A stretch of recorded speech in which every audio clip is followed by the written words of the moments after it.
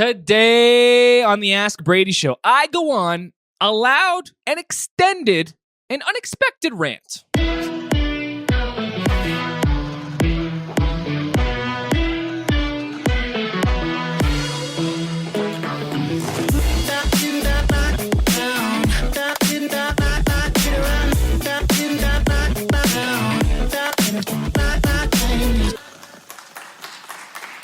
Well, hey there, Pro Church Nation, and welcome to the Ask Brady Show, episode number 26. We've got 4 great questions from the people of Pro Church Nation, and I'm joined, as always, to my left, your right, it's Roxanne.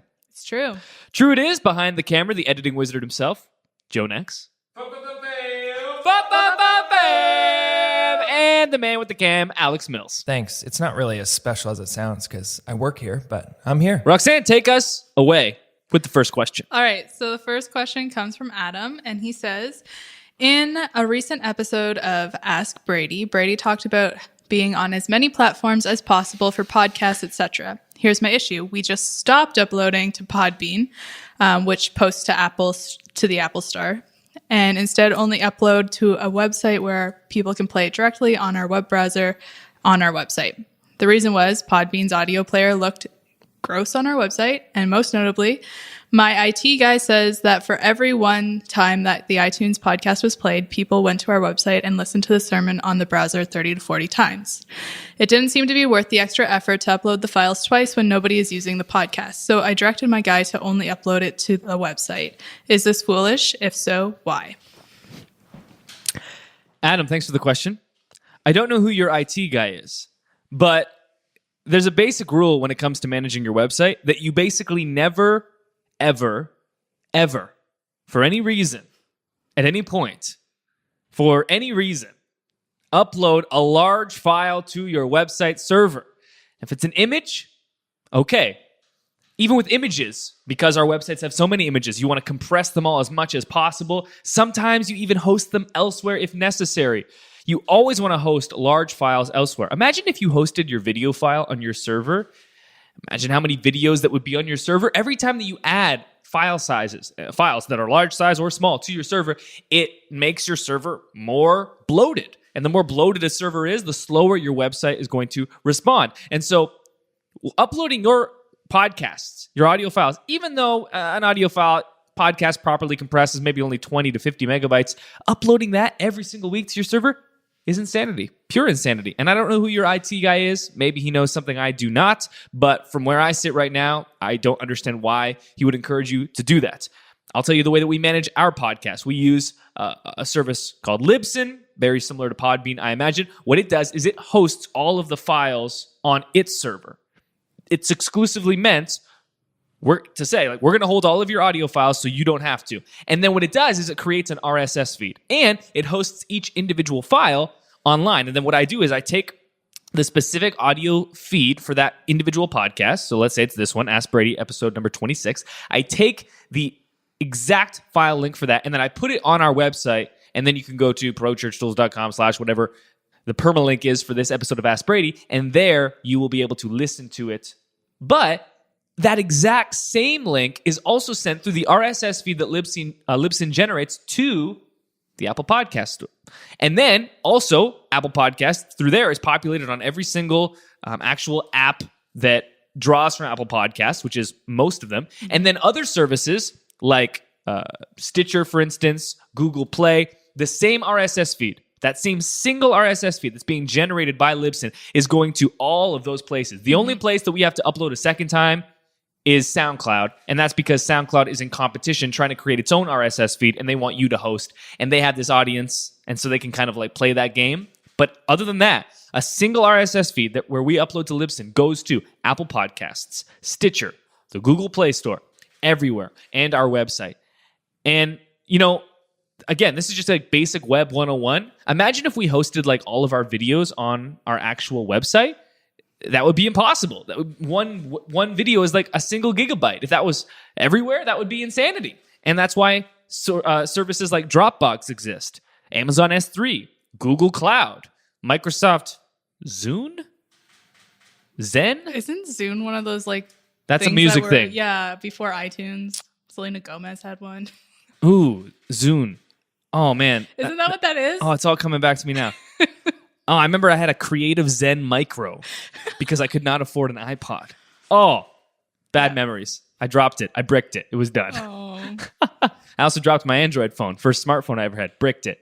You know how many times I've dropped this? A bazillion. And it lives on. Good job, iPhone 7 Plus. Anyway, the point is, don't upload large files to your website server. It is bad. Don't do it. You want to host those elsewhere. And especially when it comes to your podcast, you'd want to upload it through a dedicated podcast server like Podbean. Now, to respond to Adam's concern that the Podbean interface is trash, I haven't used it. Maybe it is. The point is not that you're going to use the Podbean interface. The point is that Podbean, if I understand them to be the service they are, they're generating an RSS feed for you that you can submit to Apple Podcasts, to Google Play, to Stitcher, which will then show up in every single podcast app on every single platform. I don't listen to podcasts on this is my podcast feed right now. Got a bunch of different stuff. Business, ESPN 30 for 30, basketball, sermon, business, basketball. You get the point. I care about three things: Bible, business, and basketball. Wow. Now you know me. Alliteration. I came prepared. Actually, that was off the cuff. So, point being is that I want all my podcasts to be in one place. If I had to go to each of these podcasts' individual websites, guess what? I wouldn't listen to them because who's got time for that? Ain't nobody got time for that, Roxanne. Nope. And so I have them all in a single podcast app. Now, I use the native podcast app for Apple devices for the iPhone, but whether you use Stitcher, Google Play, whatever, you want all of your podcasts in one place. This is why it's essential. There's two parts to this. One, don't store things on your server. And number two, for a podcast, you absolutely need an RSS feed that's populating on all of these major podcast listening platforms. I have no idea how you're getting one listen to 30 to 40 on your website. That is something that I have never heard before. And for everyone listening is highly, highly uncommon, very rare. So, but what that says to me is probably because you have a strategy that doesn't allow an RSS feed at all. You probably aren't in Apple Podcasts, Stitcher, Google Play, I imagine, and that's why you're not getting any of those listens. Because of course someone's going to go to your website versus going to, a specific Podbean app. Like that makes sense. But if you're properly set up in all of the places, that's where the majority of listens are going to come from. So, number one, for everyone listening, whether it be a podcast, a video, or even excessive images, if you're not compressing, make sure that you're hosting your media files elsewhere, not on your server. Because when you host on your server, it slows your website down because your website will become bloated. You don't want that. And then number two, if you are running a podcast, create a podcast feed for an RSS feed using a service like Libsyn, like SoundCloud, like Podbean, and then use that to populate all of the major podcast platforms so you can be found everywhere. And the great thing about an RSS feed, when it's properly configured, is that you only need to do it once. You don't need to do a secondary thing. If you don't want to send to SoundCloud, which you probably don't need to, we don't even need to, it's just one of the things that we do, don't, because that takes extra work. But have your podcast managed through a dedicated podcast managing app, and then you only have to do it once. Best of both worlds. Perfect. All right. Question 2 comes from Tiffany. She says, we are about to start doing video announcements in our church. I've been watching your videos and you use Adobe After Effects. I guess I was just wondering what the difference is between using Adobe After Effects and Final Cut Pro, and if they are the same thing, which is better. Great question. So let's talk about all of the different video editing platforms, non-linear editing platforms, NLEs, as they are sometimes called. So when it comes to video, you've got, number one, Adobe Premiere Pro. Number two, Final Cut Pro. And number three, Avid. And I think it's like Avid Composer, I think is the technical name. So the most popular one is Adobe Premiere Pro by far. The reason for this is that a couple of years ago, Adobe switched to a subscription model. Back in the day, as we all remember likely, whenever you wanted to buy software, you'd have to buy like a complete set. Oh, yeah. Like in a box, and then it came with like a CD or a DVD, or if it was really big software, multiple discs, and then you installed on the disc, and then maybe you entered a license key, or for the more advanced software, you'd have what's called a dongle, and then you'd plug that into your computer, and that would actually, authorize the use of said software. Did you ever receive a dongle in the mail, Roxanne? I hate that word, though. Roxanne, This word is the correct term, dongle. Okay, so Roxanne hates the word dongle, and any chance I have to work it into natural discussion, I will.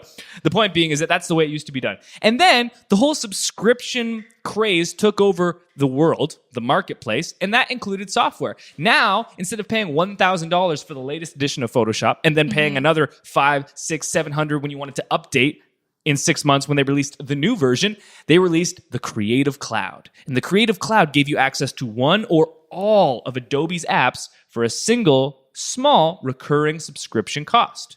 This was amazing because now we could all afford not just one app if we were lucky, but all of them. I remember I was in college when this first happened, and it was a game changer because no longer did I need to download cracked, torrented software that may give me viruses or do terrible things to my computer and be illegal. Now I could do the right thing and pay because I could afford it. Of course, I did not have $1,000 for one piece of software that needed to be updated later that year. Adobe Creative Cloud did that. And so, I mean, I don't have actual data for this, but in my mind, at that time, Final Cut Pro and Adobe Premiere Pro were kind of fighting against one another to see who was going to be the winner. And then the subscription model came out, and then everybody was like, oh, okay, let's move to Adobe Premiere Pro. Before Final Cut Pro 10, there was Final Cut Pro 7, which was a very popular editing interface platform, even for pro users. And then what Apple did, as they have done for so many of their apps, is that they came out with a new one that was meant to be like ultra simple for users that were not advanced. And all the pro users were like, okay, like, this is like completely child software. We don't even know how to use this. Like, give us something that's real. And Apple was like, no. Good luck. And we were like, blast you, Apple. And so a lot of people migrated over to Adobe Premiere Pro. So those are the three kind of big ones. When it comes to Avid, I've only used it very not much at all. The one time I did use it was when I was working at a production agency. Avid is more of like a really kind of professional and, in my mind, a little bit more old school editing application that a lot of bigger studios use, for better or for worse. I didn't really care for it. I was forced to use it because I was working there. And so I don't know too much about it, but it's not very popular, at least among the people that I know and in the circles that I'm in. With that being said, those are all video editing platforms. The difference that you are making here between After Effects and Final Cut Pro is not just Apple versus Adobe, but a video editing platform versus an animation platform. Adobe After Effects, like the now discontinued Apple Motion, is an animation platform. It's meant for typography, 3D rendering, motion graphics. It's a motion graphics animation platform, whereas Adobe Premiere Pro is more of a video editing platform. So think of this, the difference between motion graphics and video, real footage versus, animation. That's the difference. So Final Cut Pro and Adobe After Effects, that's not really an actual comparison. You're comparing two different things. They're both in the world of moving pictures in video, but the difference is footage and motion graphics. Now, there is crossover in both. A little bit. You can create titles inside of Adobe Premiere Pro and add some basic transitions. You can have like barn doors come over your text or slide in, slide out, sort of that thing. And then even in Adobe After Effects, sometimes you might want to do color grading in there because you're using, some type of application or plugin that would require that. Or you need to do some more advanced things when it comes to noise reduction or warp stabilization or masking. There are some things that you might consider doing in After Effects for video, but what we've seen over the last couple of years is Adobe Premiere Pro has started to kind of like integrate those into its platform on its own. So that's the key difference. When it comes to my recommendations, since the Creative Cloud has come out, I completely left Final Cut Pro, which was the very first video editing platform that I ever used in my life when I was learning video in high school and then college. So I recommend the Adobe Creative Suite. You can get every single app for, I think it's $49 a month. And then I think you can get a discount if you are a nonprofit or if you sign up for like a year commitment, something like that. I think I had it originally as a student for $19 a month. $19 a month for every single app. Yeah, it was like one trip to Frijoles. Frijoles is the Mexican restaurant I eat at every day. Costs $18.45 per lunch. Oh my gosh. I get double meat, like there's a lot of meat on there. I need my protein. Yeah, okay. 30 grams of protein in shrimp. Like I get the beef from the shrimp. Shrimp is all protein. No fat, no carbs. That's just extra 30 grams of protein fresh off the grill. Okay, you're right. I pay more for that than my mortgage. But the point is that Adobe Premiere Pro and the Creative Cloud is very affordable, even for churches. And you can get, like we use Every single app we use for creative stuff is Adobe. Yeah. Adobe Audition for podcasting, Premiere Pro for video, After Effects for motion, Photoshop, yes, Illustrator for graphics. And I think there are even others that we use sometimes. Oh, Lightroom for photos. Oh, yeah, that's that's what true. Alex uses, the man Yep. with the cam, Alex Mills. And so Adobe Premiere Pro, my recommendation, and After Effects. You get them both on the same subscription. Hopefully that clears up any confusion and offers my recommendation as well. Perfect. All right. Question 3 comes from Stephanie. She says, how effective are Facebook check-ins? Some people have been pushing for us to promote check-ins at our church Sundays and anytime they are doing church-related stuff. I haven't heard a lot on this topic, and it got brought up by our pastor again because another church we know is paying a company that helps promote people using them. They are saying that every check-in, 200 people sees it, but I am not finding this information anywhere myself. Thank you for any information you have on this subject. It's interesting. About 6, 12, 18 months ago, somewhere in that range, I started noticing in a lot of the announcements that we were doing for churches, a promotion for something like, hey, make sure that you check in using your Facebook app. For every 10 Facebook check-ins, we'll donate $1 to, and then you put in some nonprofit cause. Right. And I thought it was interesting because we started seeing this pretty commonly amongst churches. 1 in every 10 that we did had some type of promotion like this. And I think the idea was there was some type of partnership with, I don't know the organization or the company that was doing this. Maybe it's the company that's working with Stephanie. I wanted to go with Cindy, but that would have been wrong.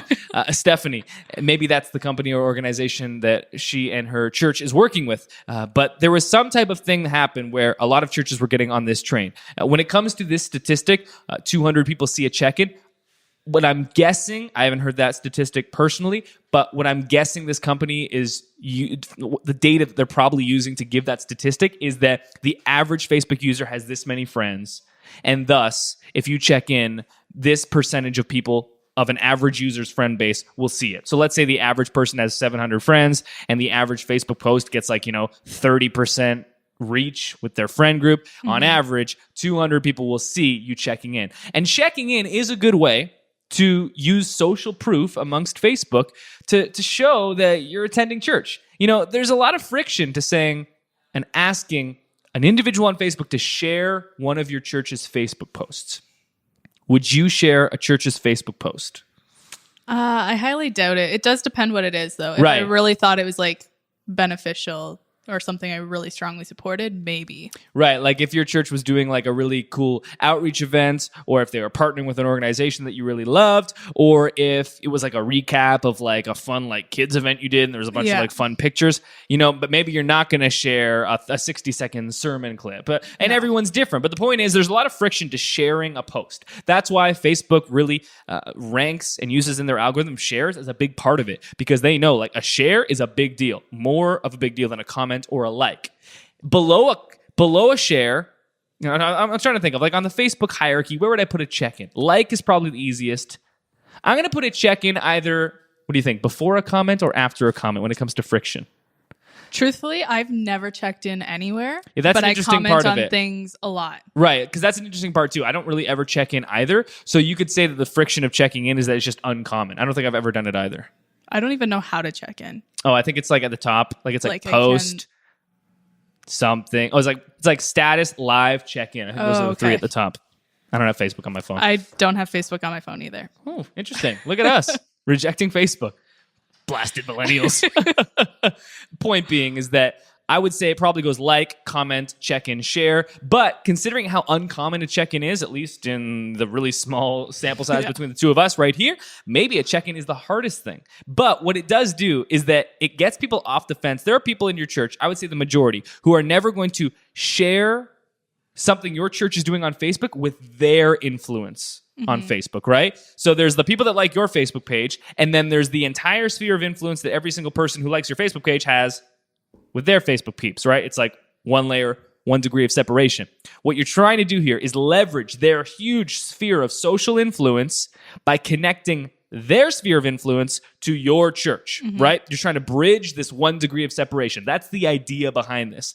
And what is the best way to do this? Someone could like a post and then someone else might see it because they liked it. Someone might comment on a post and then someone might see it because they commented, but that's pretty unlikely, and that's more of a Twitter thing than a Facebook thing. The share is a big one. If you share your church's post with your entire sphere of influence on Facebook, then it's just as if you posted that post on your own. But then there's a check-in. It's kind of this interesting thing, right? It's a lot less of a friction because it's not you posting. It's just you saying, hey, I'm here. So it's not as big of a deal, maybe not as much of a barrier, but it still gets access, your church, to this sphere of influence. And when you pair that with an incentive, check in. And if you do, we're going to donate to a nonprofit. Now someone has an incentive to do it. So the check-in is a very interesting thing. I haven't seen too much data to say that it works or is great, but anytime that you can connect your church's Facebook page to this 1 degree of separation, the sphere of influence that the people who like your page have, that's a good thing, I would say. I would also, though, caution, I don't know how you feel about this, but I remember the first time seeing a church was doing this, like, it was always like impoverished children, it seemed like, check into Facebook and we'll send $1 to an impoverished child. And I was like, I don't really like that. Like, there was a part of me that kind of rejects that doesn't feel super comfortable with that. Like, maybe if it was like, check in and we'll donate $1 to the local food bank. Yeah. Maybe a part of me would like that better because it's like, check into this fixture in our community, the church, and we will donate $1 to another fixture in the community, the food bank. Rather than check in so that people know you're at our church on Facebook and we'll help a child eat. It was like, I mean, maybe we should just help the child eat without the Facebook check-in. Yeah.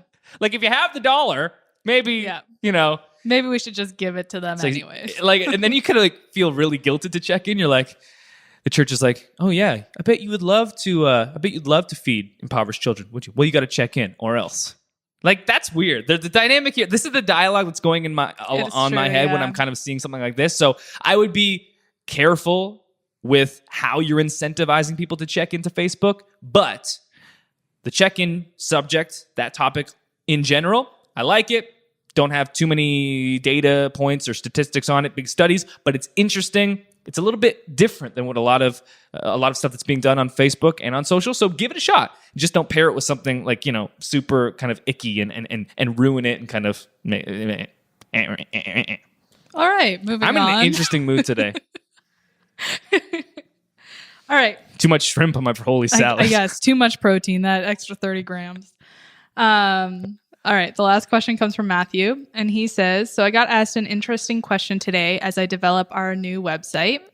Why should we put personal social media links on our pages? Is this a good or bad idea? Obviously, we link our church website with our church social media page, but what about linking our staff pages with their personal social media pages? Yeah, I think that anytime you can connect your pastors with more people outside of church, the better. The whole entire mantra behind Pro Church Tools is seize the 167. That stands for seize the 167 hours beyond your Sunday service. We think so much good, in fact, much more good can be done when it comes to accomplishing your church's mission in the 167 hours beyond your Sunday service than can be done in that small window of time, that 60 minutes once a week, and people don't attend church every week, so maybe once every other week, right?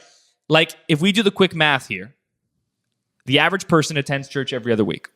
26 weeks times 60 divided by...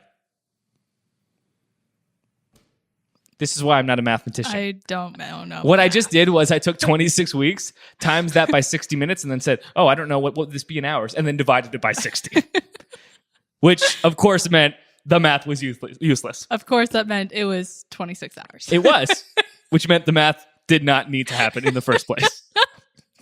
Goodness. No editing in this show. Minor editing.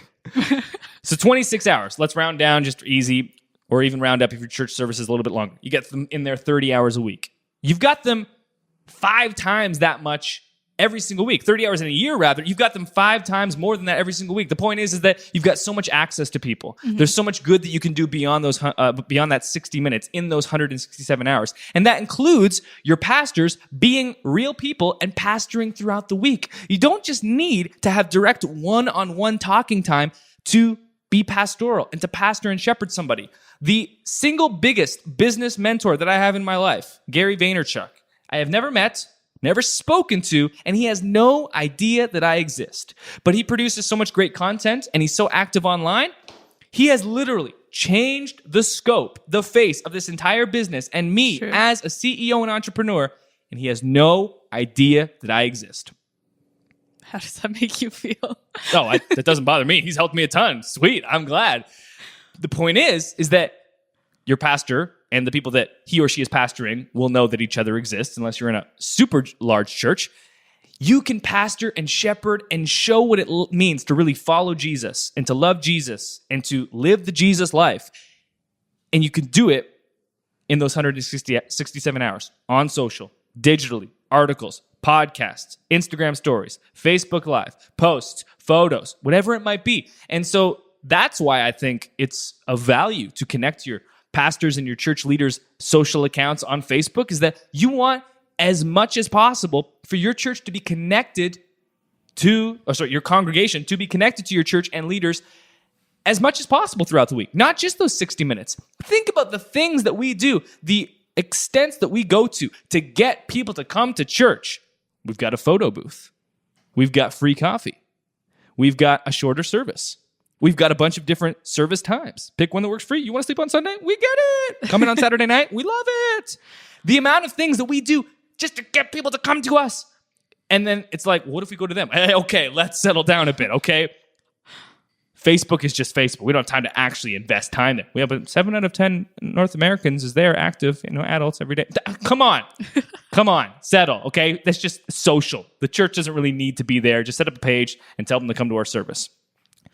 This is a little bit hyperbolic for me to say that, and yet that is how most of our churches are acting, right? Maybe in word, we would say, hey, we're not like that. But in action, indeed, we are. And so this is a great way. Once you've got someone connected on social to their pastor, to their leader, they can be seeing them every single day. I have been pastored more by my pastor through social than from the pulpit. And I know that's crazy to say, but it's not really even close in my life. Because he's on Instagram stories every single day. It's true. And I see follow him too. As a father.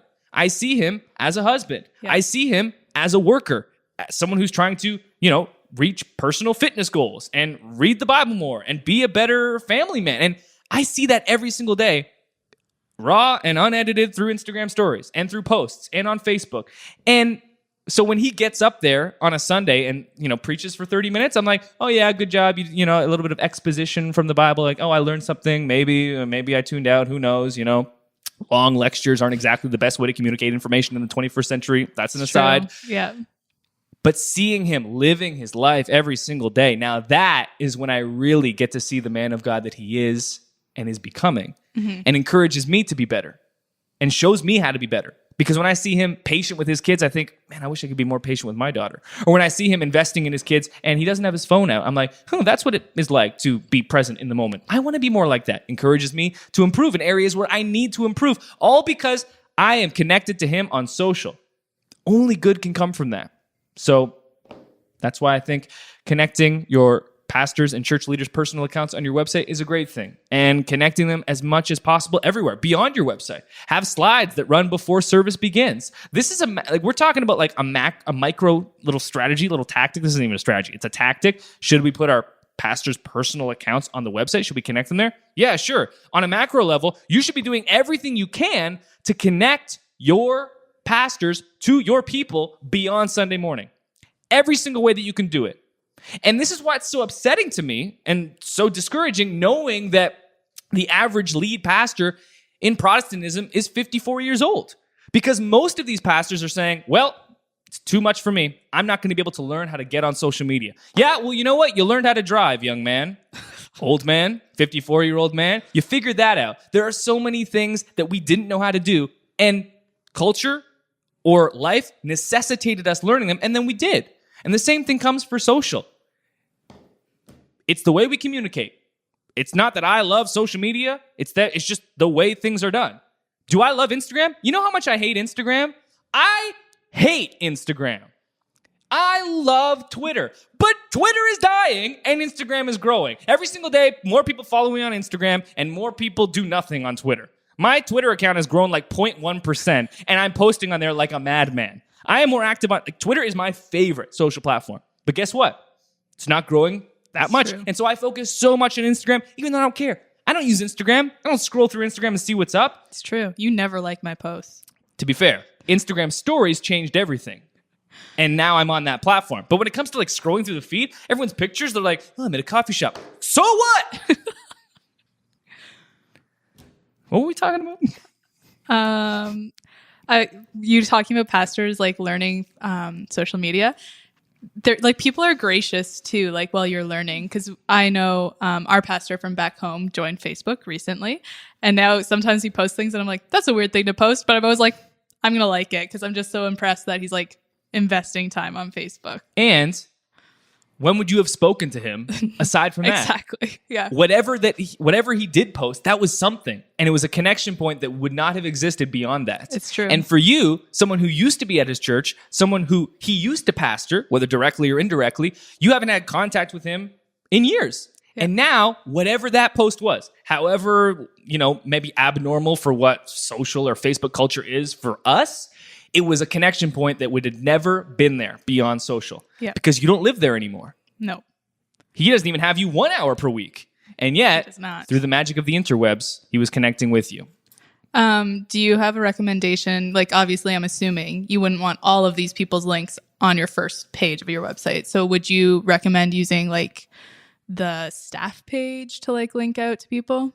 Yeah, I imagine that, for every single person that's on staff or in leadership in any capacity, you could do it on the staff page. But for your main pastor, assuming he or she is actually active on social, you could have that a little bit more present, a little bit more on the forefront on the website. Right. And then for everybody else, have it on the staff page. But you see this even on TV, right? Like, think about when you're watching television and there's a news anchor or there's a sports reporter and their name comes up on the screen. And sometimes it's not even their name. Now it's sometimes just their handle on Twitter or on Facebook. Because these networks know, hey, we've got this person right now. And they're going to change the channel any second. If we can siphon some of that attention and get it on social in any way, now they're connected all the time. Now that you say that, I actually follow somebody from something like that because he was like a comedian on some TV show and his handle came up and I was like, he's so funny. And I followed him. I do that all the time too. I see it. I'm like, oh, I want to be connected to this person beyond just this moment. I want to be connected long term. Every single one of your pastors should want to connect with your people long term. Man, this is what, you know what though? Like, this stuff frustrates me. It upsets me. I get real passionate. But this is what like being a pioneer in a new land is all about, right? We're going to look back in 10 years at the way we were doing things now and think, what were we thinking? True. Like, I'm imagining the type of like food planting and harvesting techniques that the early pioneers used is probably useless. Barely did any good. Almost everything died. One little sprout came up and they survived another winter. That's what we're doing on social media right now. We have no idea what is good or what's bad. We're coming up on like, just passing the 10-year anniversary of Facebook being open to the public. I think it was September 2007, might have been 2006. Point being, we're at 10 or 11 years. 1 decade. Facebook is like one of the most powerful companies and influential things in every single one of our lives. It's only been around for a decade. Mm-hmm. We've been around for more than twice as long as Facebook, and we are young. Point being, don't feel discouraged if you're messing this up. We're all messing this up. And that's why the most important thing that I try to stress again and again is be consistent. Just be active, be present, do anything. Do something. And then do that something day after day after day after day. I was looking at some of our metrics today, and we just did a big prune of our email list. And I know we're going on a rant, but I think this is important, and hopefully someone is enjoying it. We did a big prune of our email list, and 8,000 people on our email list hadn't opened or clicked any of our emails in 3 months. So I found those 8,000 people, and I started sending them emails saying, hey, you haven't clicked. You still want to be a part of this email list or not? And I've got 3 emails set up for them. And the third final one says, if you don't click on anything in like 48 hours, I'm never going to send you another email. And it's bittersweet, right? To think 8,000 pastors, church leaders, ministries just gone from our email list. And then from like an ego standpoint, your email list total number goes from like, 40,000 to 32,000 or whatever it is. Yep. And then you're like, man, now I've taken a big step backwards. But that's what social and digital communication is all about. It's about slow progress every single day. And I thought to myself, you know what? I'm 26. When I'm 30, this number of 40,000 or 32,000 or 28,000, whatever our email list is right now, it's going to be 3 times that. It's going to be 100,000. But it's going to require me putting in work every single day for those 5 years. Do I wish that I could just press a button or pay a bunch of money and for that to like completely fix itself? Yeah, I do. And communication used to be a lot simpler. Billboards used to work. TV ads used to work. Radio ads used to work. Guess what? They don't, and they're overpriced. And you got to adjust. We all have to adjust. I sent that in an email today. The same day that I released my podcast on Snapchat, my article on Snapchat, 3,000 words, and my course that I flew all the way to Denver to film 9 video lessons on Snapchat, Instagram stories, announced that day, August 1st, 2016. And I said to myself, well, crap. All that work, most likely, completely useless. It's true. Yeah. And none of those resources have got very much traction because everyone was like, sweet, we don't have to go to Snapchat. We can stay on Instagram. And the people that were on Snapchat went back to Instagram. Except me. Okay, not enough about you. It is so hard to keep up with you on social. I have to open Snapchat just to watch you. Yeah. Anyway, point being, through all of that, be consistent. Do something. Do anything on social because it is so, so important. Thanks for watching this episode of Ask Brady, episode number 26. If you want your question answered, and when I say answered, of course I mean if you want your question read by Roxanne and then yelled at by me, you can hashtag Ask Brady on Twitter and Instagram. And in the comments below on Facebook and YouTube, hashtag Ask Brady. And if you want to be sent immediately to the top of the queue, send your email or your question in through video. You can send it through email or on any of the social platforms, and you'll be put immediately at the top of the queue. It's the first time in a long time we haven't had any video questions. Yeah, it was weird. Interesting. Great. So that means if you're watching this, send in a video question. You'll be first, probably. It's true. All right. Great. Well, thanks for watching. Seize the 167. Please do. We'll see you next time.